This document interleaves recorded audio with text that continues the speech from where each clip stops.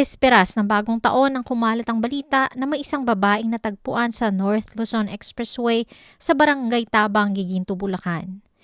Kinilala itong si Rejoice Rivera na isa sa miyembro ng all-female group na Baywalk Buddies.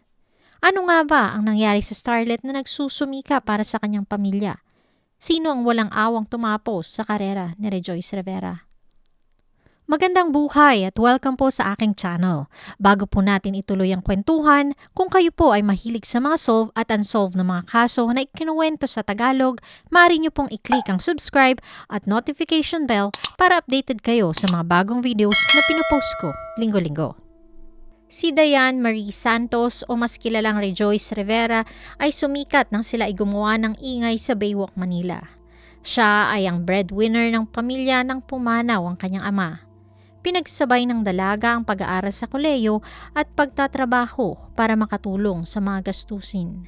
Dito nga siya nakita ng isang talent manager kung saan inimbitahan siyang mag-audition sa binubuo niyang grupo.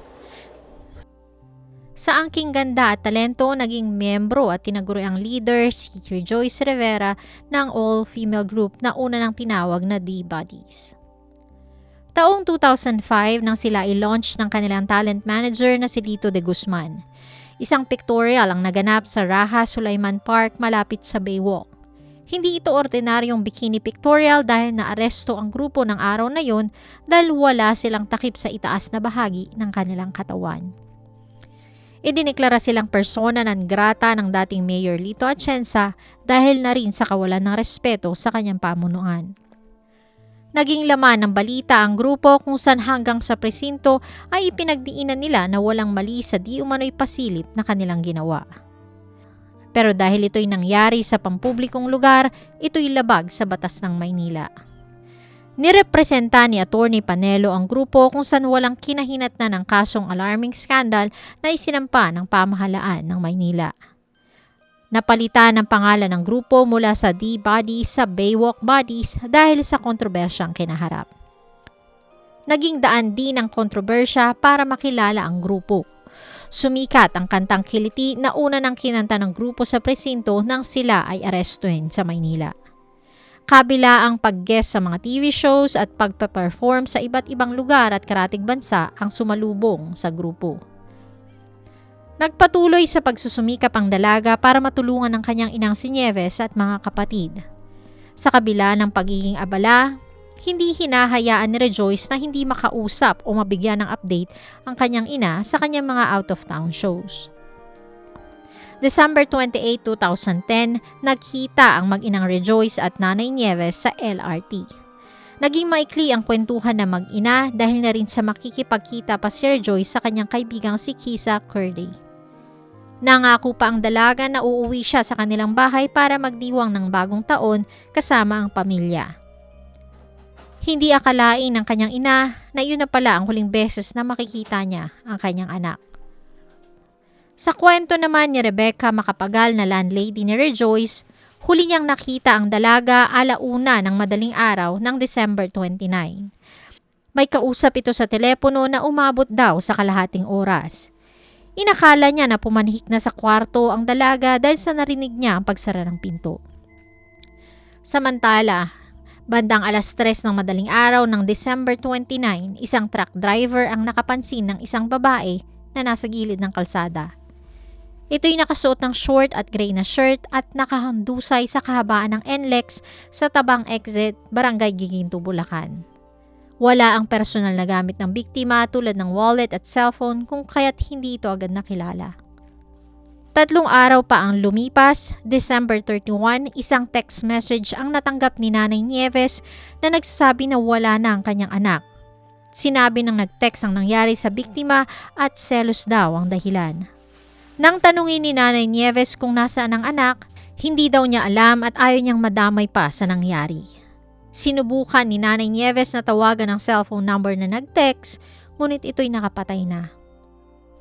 Malungkot ang naging pagsalubong sa bagong taon ng pamilya ni Rejoice nang kumpirmahin ni Nanay Nieves na ang anak na si Diane o mas kilalang Rejoice Rivera nga ang natagpuang wala ng buhay sa kahabaan ng NLEX.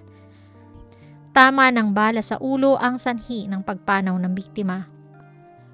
Walang maisip na kaaway ang dalaga dahil masyadong focus sa pagtatrabaho at sa kanyang career ang biktima.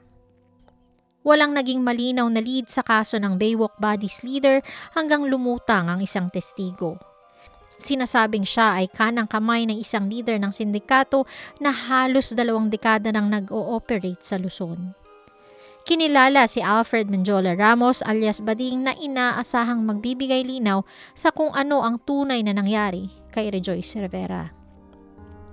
Ayon sa sinumpaang salaysay ni Alfred, isang Raymond Dominguez ang siyang di umanong utak ng pagpaslang sa biktima. Kasabay nito ang pagtestigo niya sa 3 pang biktima ng sinasabing leader ng carnapping group na Dominguez Brothers. Sa kabila daw ng pagkakaroon ng ka-live-in partner ni Raymond sa katauhan ng starlet na si Katrina Paula, si Rejoice ay naging kasintahan din nito. Madalas daw niyang dalawin si Raymond habang ito'y nakakulong sa kasong kinakaharap. Ilang araw bago ang insidente, dumalaw si Katrina kay Raymond sa kulungan kung saan nagtalo ang magka-live-in na nasaksihan ni Alfred. Pumagitna pa daw siya sa dalawa dahil naririnig na ng ibang inmate ang sigawan nito. Ipinipilit ni Katrina na maaring nagkasakit siya dahil sa pakikipagtalik ni Raymond sa ibang babae. Sinabi di umano ni Raymond na ipaliligpit ang Baywalk Buddies leader para lang patunayan na mahal niya ang ka-live-in partner na si Katrina. Inutusan di umano si Alfred na magpuntang Bulacan para makipagkita sa isang alias Joel. Sinabi sa kanya nito na ipasundo si Rejoice sa Quezon City. Nang magkita ang dalawa, iniabot ni Alfred ang susi ng sasakyan na gagamiting pangsundo sa biktima at umalis din siya agad para balikan si Raymond. Paglipas ng ilang araw, inutusan daw siyang muli ni Raymond na makipagkita kay Joel para ibigay ang 10,000 pesos.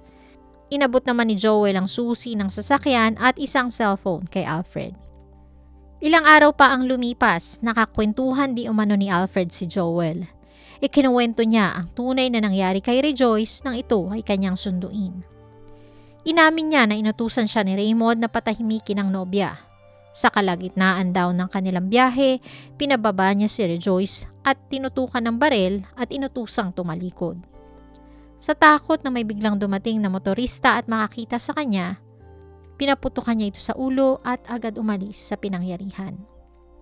Sa kabila ng testimonya ni Alfred Menjola, nagpatuloy ang investigasyon para makahanap ng ebidensya na susuporta sa salaysay ng tinaguriang state witness. Itinanggi naman ng kampo ni Raymond na may kinalaman sila sa pagpanaw ng Baywalk Buddies leader. Dagdag pa ng ina ng sospek, imposible na ang anak ang gumawa nito sa dalaga dahil siya mismo ang sumundo kay Raymond sa Bulacan Provincial Jail noong December 29 ng hapon. Dumiretso daw sila sa kanilang bahay sa Iba Este kung saan kasama niya pa din ang anak. Inakusahan niya din na sumasakay lamang ang pamilya ni Rejoice sa kasalukuyang kaso ni Raymond. Natabunan ang kaso ni Rejoice dahil na rin sa kasong kinakaharap ng Dominguez Brothers. Ilang taon pa ang lumipas, naging cold case ang pagkawala ng singer-dancer. Lalo pa itong nabaon sa limot nang matagpuang wala ng buhay ang tinatawag na state witness na si Alfred Menjola.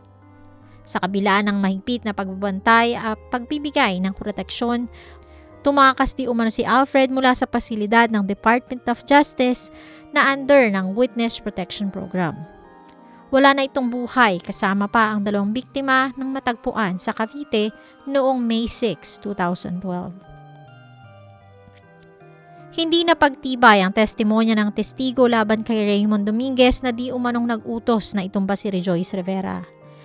Walang kasong naisampa dahil na rin sa kakulangan ng ebidensya. Sa kabila nito, nakulong pati ng sospek kasama ang kanyang grupo sa kasong kinakaharap nila laban sa pamilya ng mga naulila nila Emerson Lozano, Hernani Sensil at Venson Evangelista. Sa huling panayam kay Nanay Nieves, ipinagpapa sa Diyos na lamang niya ang hustisya para sa kanyang anak.